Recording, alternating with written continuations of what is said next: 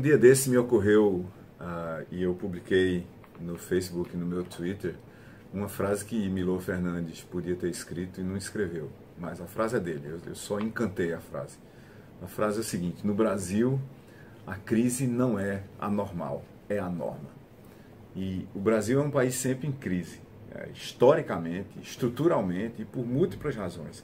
Mas se a gente for ver, não é só o Brasil que está em crise. Os Estados Unidos têm uma crise hoje, institucional, constitucional inclusive, de um presidente que desobedece às normas mínimas de convivência do sistema democrático. A Europa está dentro de várias crises, sendo mais ou menos o centro do mundo. Existe sempre um número muito grande de crises que assola a Europa de norte a sul, de leste a oeste. Mas no caso do Brasil, a crise nos afeta mais dramaticamente porque afeta a confiança das pessoas no futuro do país. E hoje, se a gente for ver as manchetes online e offline, a gente vai descobrir que o nome da crise é a permanente fuga de cérebros. Isso era uma coisa que era verdade na época da ditadura, por exemplo. Eu lia muito sobre isso, eu era menino e tinha essa história da fuga de cérebros. O contorno e as condições políticas do país eram tão ruins que os melhores cérebros brasileiros, que depois vieram a ser os líderes políticos do país, em parte, foram embora, foram para os Estados Unidos, para outros países da América Latina, foram para a Europa, principalmente. De novo, a gente teve isso quando a ditadura acabou, na década perdida, né? Na década de 80, onde o país chegou a ter inflação perto de 100% por mês, não era 100% por ano, 100% por mês, talvez a maior inflação que o mundo presenciou num país minimamente organizado. Tem países africanos que foram piores do que isso. Depois você teve o congelamento de Collor, né? Congelou a economia do país. E aí você teve uma outra década perdida porque estava se tentando reorganizar essa coisa toda. Você teve uma década de esperança, a década de 2000 basicamente, e na década de 2010 entramos de novo na desesperança, na falta de condições de investir, de empreender, de criar, de recriar coisas. O que resta, eu acho, ao Brasil é criar condições para que suas pessoas, os brasileiros, acreditem no potencial do país, acreditem no potencial de se desenvolver desenvolvendo o Brasil. Para isso, eu acho que a gente precisa esquecer certas reencantações que se faz no Brasil da economia do passado dentro do presente do país. A gente sistematicamente fica apostando em refinarias de petróleo, em fábricas de automóvel.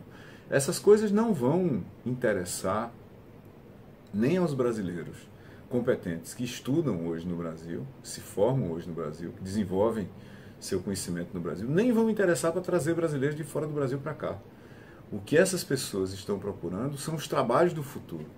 E os trabalhos do futuro estão em genética, estão em nanotecnologia, estão em plataformas, mercados em rede, novas formas de articular a sociedade, estão certamente em software, estão certamente em clusters, como o Porto Digital, onde está o SES, onde está o Instituto Senai de Inovação, onde está o Instituto Accenture de Inovação, onde está o Laboratório de Desenvolvimento de Novos Produtos e Serviços da FCA.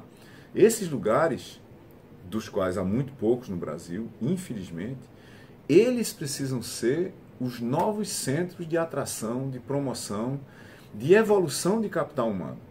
Porque se a gente não olhar para o futuro e ficar tentando recuperar o Brasil em função de produtos, de sistemas, de serviços, de sistemas de produção, de coisas associadas a eles do passado, aí é que a gente vai ter mais brasileiros deixando o Brasil e menos brasileiros que estão fora do Brasil voltando para ele. O Brasil precisa olhar para si e para os sistemas de poder, de geografia, de política ao seu redor, como sistemas no futuro. Não é aquela velha história do Brasil, um país do futuro. Isso já era, isso já passou. Todos os países hoje estão procurando os seus futuros dentro de um conjunto de crises causados por evolução tecnológica e principalmente pela maturação dos investimentos em tecnologias de informação e comunicação dos últimos 40, 50 anos, que afetam severamente o trabalho, mas que também criam novas possibilidades, novos contextos, novos ambientes inteiros de investimento, de desenvolvimento de novos produtos e serviços. É aí que está o futuro do Brasil. O futuro do Brasil passa necessariamente por sistemas locais de inovação como o Porto Digital. Ele tem que ser percebido como tal, esses sistemas têm que ser fomentados, eles têm que ser aprofundados, têm que ser alargados no sentido que tem que ter muito mais investimento em muitos deles, que englobem muito mais áreas do que pura e simplesmente tecnologias de informação e comunicação e suas aplicações, como a gente faz no Porto Digital. O Brasil tem que entender que o futuro vem do futuro.